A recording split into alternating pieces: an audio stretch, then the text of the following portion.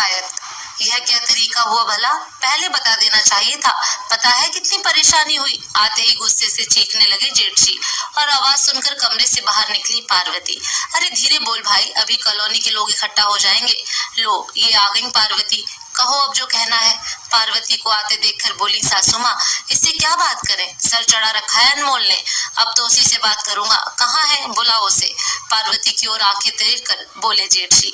गुस्सा तो बहुत आ रहा था, लेकिन मुस्कुराए बगैर नहीं रह पाई पार्वती और अंदर सोए अनमोल को जगाने चली गई। उसे पता ही था कि यह होना ही है आज, इसलिए पहले से ही तैयार थी। पार्वती अपनी सासू माँ की छोटी बहू है, वह उनके साथ ही रहती है। पतिदेव की ट्रांसफर वाली नौकरी है, इसलिए नौकरी नहीं करती, लेकिन प्रतिभा इतनी है कि कभी खाली नहीं बैठ। ट्यूशन, छोटा सा कपड़ों का व्यापार, ब्यूटी पार्लर, कुकिंग क्लास, बहुत सारे काम करती है। लेकिन सासू माँ की नजर में जेठानी जी की ज्यादा इज्जत है, क्योंकि वे संस्कारी नौकरी करती हैं, इसलिए साथ न रहकर भी उन पर दया भी करती हैं और मदद भी।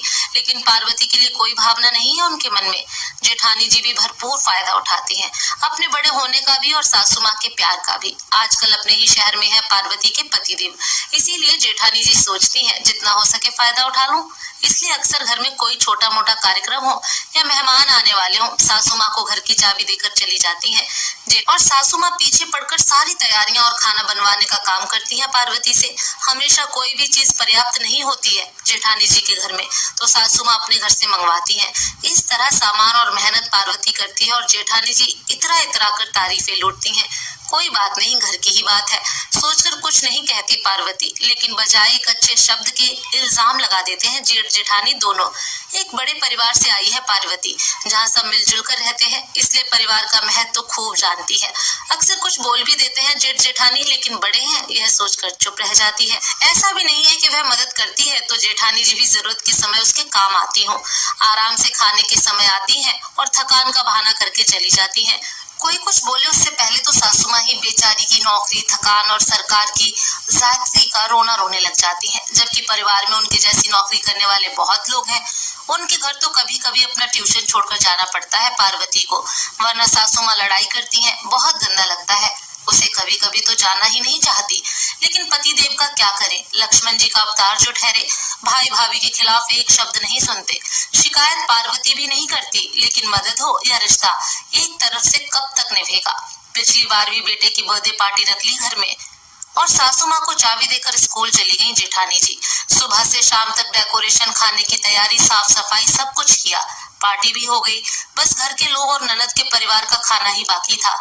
जेठानी जी फोन पर किसी से बात कर रही थी और सब इंतजार कर रहे थे, इसलिए पार्वती खुद ही उनके कमरे की ओर चली गई बुलाने।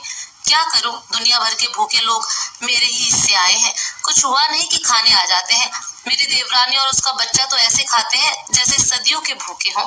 नौकरी नहीं करती ना, इसलिए सलीका भी कहाँ से आएगा, इसलिए मैं भी ज्यादा मतलब नहीं रखती। कुछ काम हो तो बुला लेती हूँ, खाने के बहाने तो काम कर जाती है। हंसते हुए बात कर रही थी जेठानी और पार्वती को लगा जैसे गर्म शीशा डाल दिया हो कानों में। जैसे तैसे खुद को संभाल कर दस्तक दी दरवाजे पर और बगैर कुछ कहे खाने का इशारा करके लौट आई। तभी चली जाना चाहती थी वहां से, लेकिन दीदी के परिवार के सामने तमाशा नहीं करना चाहती थी। ऐसी परिस्थिति में जिसने सहा हो वही जानता है कि गले से निवाला कैसे उतारा जाए। खैर जैसे तैसे निपटा कर आ गई, लेकिन अब ठान लिया कि कभी नहीं जाएगी वहां। खाने के लिए तो बिल्कुल नहीं, कल फिर कुछ था। वैसे ही उसे तो कभी कुछ कहती नहीं जेठानी जी, सासू माँ को ही चाबी और ऑर्डर दोनों देकर जाती है। कल भी कहकर चली गई और सासू माँ एकदम से हरकत में आ गई।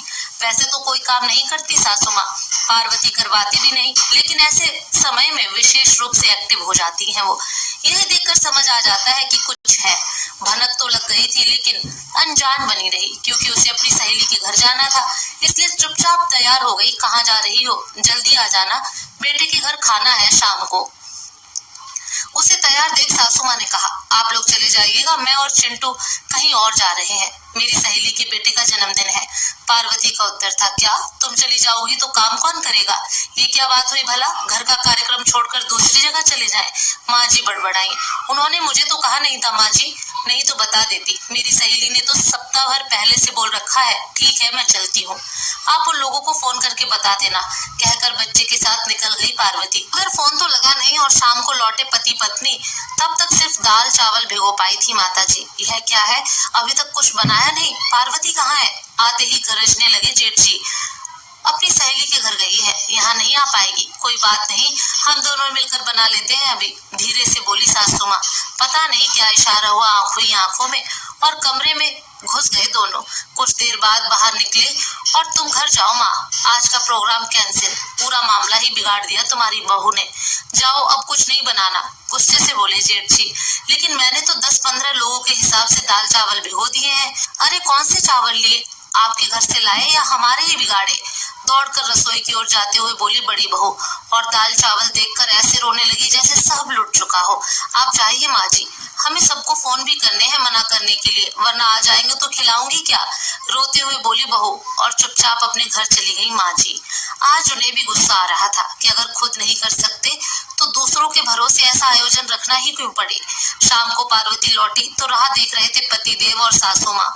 पूरी बात जानकर अजीब लगा, लेकिन इससे पहले कि पतिदेव कुछ कहते उसने अपना पहले वाला अनुभव सुनाया कि कैसे जेठानी जी फोन पर उल्टा सीधा बोल रही थी सासू माँ को तो अब भी। लेकिन पार्वती ने यही कहा कि ऐसा नहीं होता तो कम से कम आप दोनों को तो खिलाते। पार्वती कभी इतना बोलती भी नहीं थी, इसलिए विश्वास करना ही पड़ा दोनों को।